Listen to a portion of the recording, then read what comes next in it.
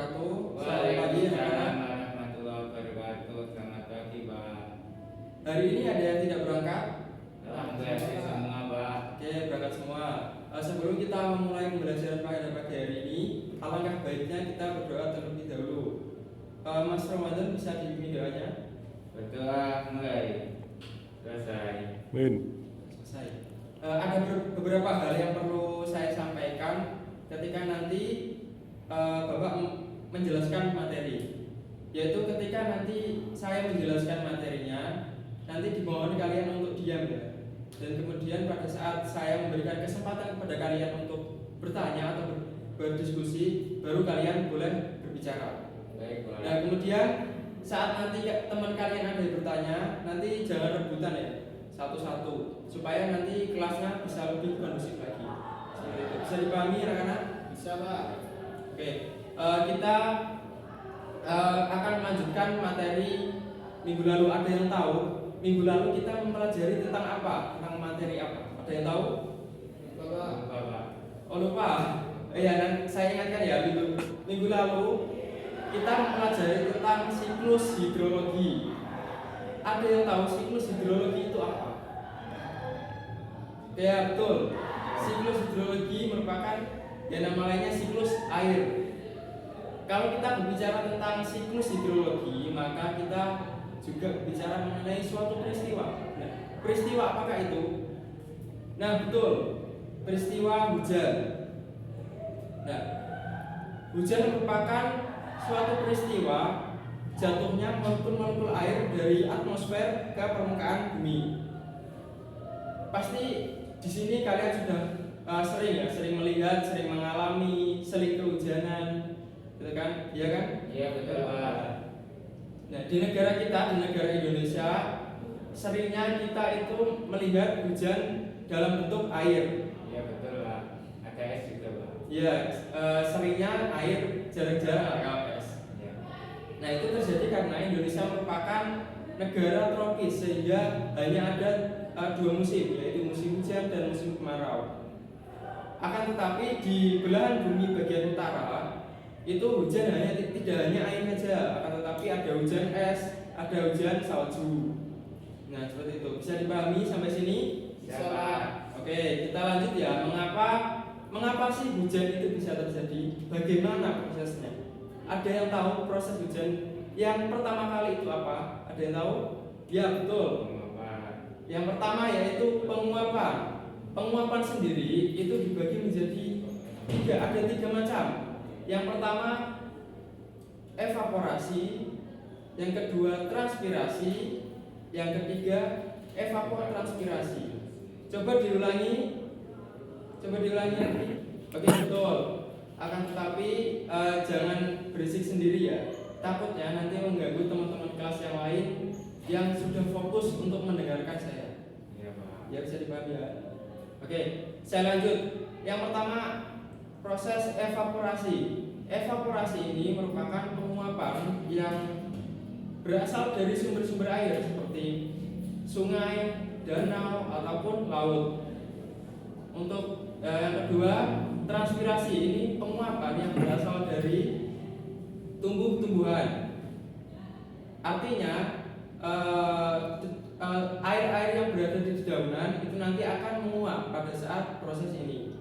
Kemudian yang ketiga yaitu proses evapotranspirasi, merupakan gabungan dari keduanya. Penguapan ini bisa kita temui di daerah persawahan atau di daerah bakau. Nah seperti itu. Sampai sini ada yang ditanyakan? Tidak, Pak. Oke, tidak. Berarti udah pintar semua ya. Amin.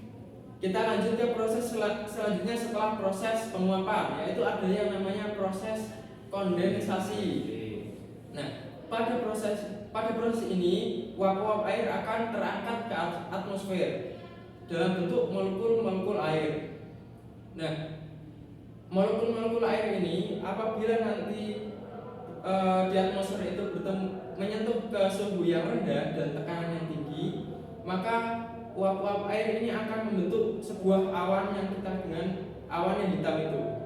Awan yang namanya hitam itu mengandung uap-uap air. Nah, setelah proses kondensasi ini berlanjut yang ketiga yaitu proses apa? Ada yang tahu? Ya, betul, proses adveksi. Nah, setelah awan-awan ini terbentuk, kemudian awan ini akan menyebar, akan tertiup oleh angin, sehingga menyebar ke seluruh atmosfer. Dan setelah itu proses selanjutnya ada yang tahu? Coba, Mas Faizin. Presipitasi, Pak.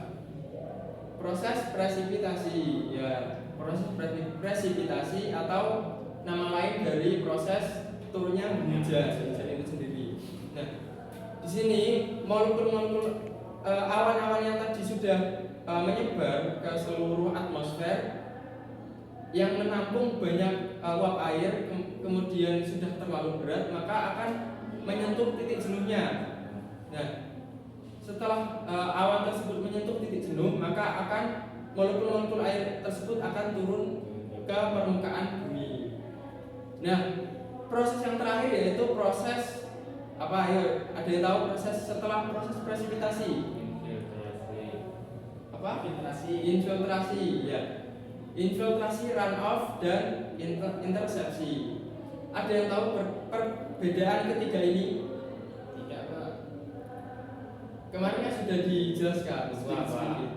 Iya, lupa. Coba saya jelaskan ya. Iya. Yang pertama yaitu runoff. Runoff ini merupakan proses penyerapan langsung menuju ke sumber air, contohnya sungai, danau ataupun laut. Kemudian yang infiltrasi, ketika hujan turun maka akan menyerap ke tanah, menjadi air tanah. Kemudian yang ketiga yaitu intersepsi. Intersepsi ini ketika hujan turun maka pohon itu akan menampungnya. Biasanya tertampung di daunannya. Nah, bisa dipahami sampai sini? Salah. Oke, berarti sudah pintar semua ya. Alhamdulillah, Pak. Oke, kalau sudah paham semua maka saya akan memberikan tugas. Silakan buka halaman 40. Silakan dikerjakan pilihan ganda dan uraiannya. Nanti kita bahas di pertemuan selanjutnya. Baik, Pak. Nah, silakan untuk buku-bukunya bisa dimasukkan ke dalam tas. Kemudian yang tertib ya. Kemudian jangan lupa kursi-kursinya juga dirapikan. Lihat kanan kiri. Nah, kemudian lihat depan belakang biar rapi. Kita berangkat rapi, pulang harus rapi. Seperti itu ya. Baik, Pak. Baik. Mungkin pertemuan ini kita cukupkan. Akhir kata, wassalamualaikum warahmatullahi wabarakatuh.